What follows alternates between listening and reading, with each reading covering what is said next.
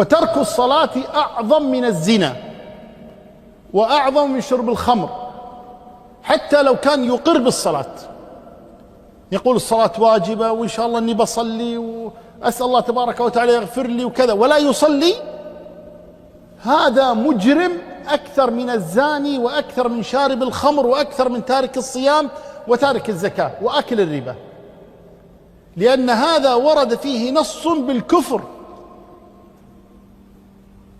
العهد الذي بيننا وبينهم الصلاة، فمن تركها فقد كفر.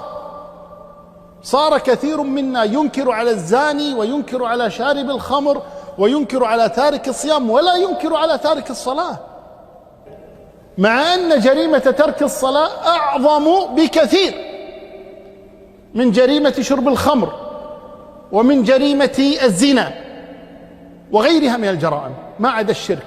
لا تحب مجالسته ولا تزوجه ولا تتزوج المرأة التي لا تصلي، حتى إذا مات لا تحرص على الصلاة عليه. أهل الفضل وأهل التقوى ما يصلون على هؤلاء، فيعودوا إلى الحق.